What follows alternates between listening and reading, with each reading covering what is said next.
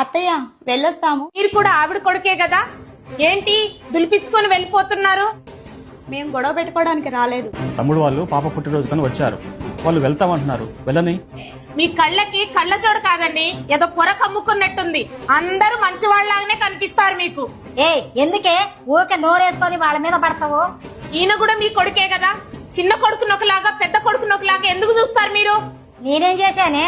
ఏం చేశారా? సర్లా, ఏంటి అమ్మ మీద కొంత రేపుతున్నావు? పోయిన నెల మీ కొంట్లో బాగాలేకపోతే హాస్పిటల్ బిల్లు 1,00,000. ఎవరు కట్టారు? చిన్నోడి పరిస్థితి బాగలేకపోతే పెద్దోడు కట్టిండు, దాన్ని ఇప్పుడు వంతులేయమంటావా? మీకు ప్రతి నెల పెన్షన్ వస్తుంది కదా, అది నెల నెల ఎంత కట్ అవుతుందో ఒకసారి మీ అకౌంట్ చూపించండి. చిన్నోడి పరిస్థితి బాగలేదే, వాడు కొంచెం సాయం చేస్తున్నా. ఇంటికి పిలిచింది అందుకేనా? వాళ్ళ పరువు తీస్తావానే? ఇదంతా ముందే జరిగిద్దని తెలుసు అత్తయ్య. ఇంటికి పిలిచి అవమానిస్తారా? ఎప్పుడు చూడు మా దగ్గర లేవు, మాకు చేత కాదు, మా దగ్గర లేవు, మా చేత కాదు. అత్తయ్యకి ఏ ఇబ్బంది వచ్చినా ఒక్కసారైనా ముందుకొచ్చారా మీరు? ఈయననేమో కడుపారా కనలేదు, ఆయన గారినేమో ఆన్లైన్ లో ఆర్డర్ పెట్టలేదు. ఇద్దరిని సమానంగా కన్నది కదమ్మా. ఏం మాట్లాడుతున్నావే? నోటికి ఎంత మాట వస్తే అంత మాట మాట్లాడుకో. అన్నయ్య, ఇది ఎక్కడికో దారి తీసేలా ఉంది.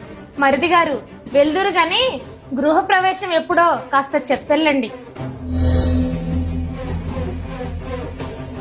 మొన్న ముకుందా జ్యువెలర్స్ లో స్వాతిహారం కొన్నావు కదమ్మా, ఆ డిజైన్ అత్తయ్య గారికి చూపించావా? వెళ్ళిపోదాం పద. ఏయ్ ఆగరా, నాకంటే ఎక్కువనే చదువుకున్నావు. ఏదో నీ పరిస్థితి బాగలేదని అంటే ఎంతో కొంత సాయం చేశాను, కానీ ఇంత మోసం చేస్తావా? చూడండి అత్తయ్య, మీరు మాతోనే ఉంటారు, మిమ్మల్ని బాగానే చూసుకుంటాం, అయినా మేము మీకు నచ్చం. ఇక్కడున్న కోడలతో మాట్లాడరు గాని అక్కడ ఆ కోడలకైతే గంటల తరబడి ఫోన్ చేస్తారు, ఫోన్లు మాట్లాడతారు. ఇక్కడున్న విషయాలన్నీ అక్కడ చేరవేస్తారు. ఇట్లా ఎందుకు చేస్తారు అత్తయ్య మీరు? ఎరా, ఇల్లు కొన్నావు, బంగారం కొన్నావు, నాకెందుకు చెప్పలేదురా? సరళా, నా కళ్ళు తెరిపించావే నువ్వు. మీ మీద నాకేం కోపం లేదే. వీడు చెప్పిన మాయ మాటలు నమ్మి మోసపోయాను. మర్యాదగా అన్నయ్య దగ్గర తీసుకొచ్చిన డబ్బులు కట్టు. బా, ఎంత అమాయకంగా మాట్లాడేవే.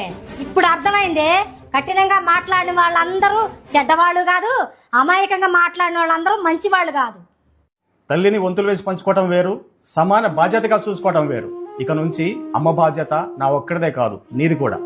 నా భార్య అరుస్తుంది అనుకున్నాను గాని తన అరుపులో కూడా అర్థం ఉందిరా. సరళా, ఇక నుంచి నేను వాళ్ళ ఇంట్లోనే ఉంటానమ్మా.